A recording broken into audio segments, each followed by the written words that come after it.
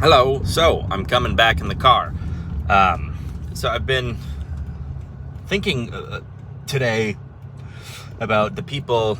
There are people out there who want to sort of protect children at all costs, and I understand why they do it. And I don't really know how to put this into words, but I'm probably going to find out right now. So when you hear me say this, don't do the like black and white, hot and cold thing, which, you're told not to do that by Christ himself in Revelation, right? So, I mean, it's understandable why you do that, but just try to, hold that shit. I don't think that we should protect kids from danger. Not all the time, anyways. I don't think that we should hide our light from the world.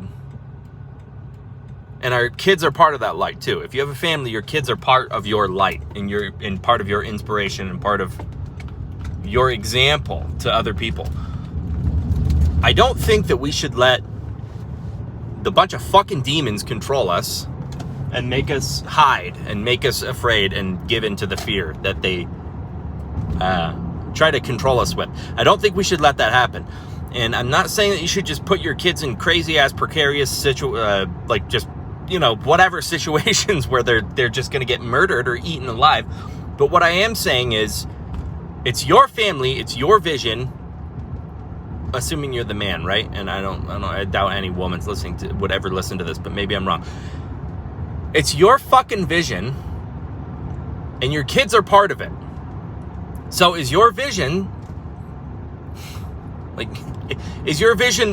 thy kingdom come, thy will be done, but not only when I'm not in any danger. Please, no danger. I don't want that. I don't want any danger. Or is it just thy kingdom come, thy will be done, right? What? So if you expect, you think that God will watch over you, and you think that God's going to protect you to some degree, right? He's not going to save you from everything, but he will, he will use everything for good, and you are going to be stronger with all of your traumas and all this kind of stuff. Why do you not expect that same exact shit with your kids? That makes no sense. Again, I'm not saying to just throw your kids to the dogs. And, maybe it's not the best idea to just put pictures of your fucking kids all over the internet and plaster them everywhere. But that doesn't mean that you should just hide. So maybe don't put videos up of them, because then they can take that shit and do whatever with it. I don't know. But, people's fucking paranoia about, well, what if they do something to my kids? That's, to me, what I see when I see people doing that is the preservation of themselves, not their kids. The parent themselves doesn't want to deal with the emotional torment of something bad possibly happening to their kids. Right? I mean, that's why we have helicopter parents. These helicopter parents aren't concerned with the best outcome or the best future, the best path for their kids. Because if they were, they wouldn't be fucking helicopter parents. They wouldn't be doing that shit. They're concerned about how they would feel if something happened to their kid. And that's bullshit. That's a bullshit parenting move. That's not right. It's not good for your kids, and it's not good for you. It turns you into a little coward that bends the knee. That's there's no way around that. There's no way around it, you guys. I'm speeding as I'm getting all angry. But there's no way around it. You have to just, thy kingdom come, thy will be done, right? Is there any other way to live? No, there's not. I mean, I guess, but it's not. Is it really living? Or is it just you not mattering and just being nothing? You're here and then you're fucking gone, and who cares? Do you want to live that way? Do you really want to live that way? No. Well, okay, then you have to grow a pair of balls. You don't just wake up one morning and all of a sudden there's a pair of balls between your legs. It doesn't work that way, man. You have to work at it. You have to you gotta build those balls, right? You gotta build them over time. You gotta stack testosterone within your sack. That's what you have to do. And you do it one step at a time. You don't just, God, man. And I don't understand how people don't see this. It's not about you. It's not about your safety. It's not about your comfort. I'm so sick of seeing this shit. And you can tell because I'm getting angry. It's like, God, guys, stop being so fucking afraid. We're so fucking afraid of coronavirus. We're afraid of our own goddamn shadows. We're afraid of like any ounce of pain whatsoever. And it's fucking pathetic. You see the same shit when people work out. And, well, you could injure yourself. It's like, dude, fuck you. What? There was a video of that one, I don't know his name. I don't really follow weightlifter kind of people on YouTube, but there's some guy on YouTube, and it's like, well, what? Fuck your back. He says something like, fuck your knees, fuck your back. Yeah, fuck your back, fuck your knees, fuck your heart, fuck your stupid pec snapping and you winding up at the hospital. Fuck all that shit. What are you just gonna like hide under a goddamn rock? Is that what you're commanded to do? Is that what God commands you to do? Hey, why don't you go hide under a fucking rock and be a good little boy and do everything right? I never made any mistakes. Like, yeah, you weren't ever given any opportunity to make any mistakes. If you were put in the shoes of any of the people that you read about in the Bible, you would have made all of the same exact mistakes that they did, plus about 9,000 more.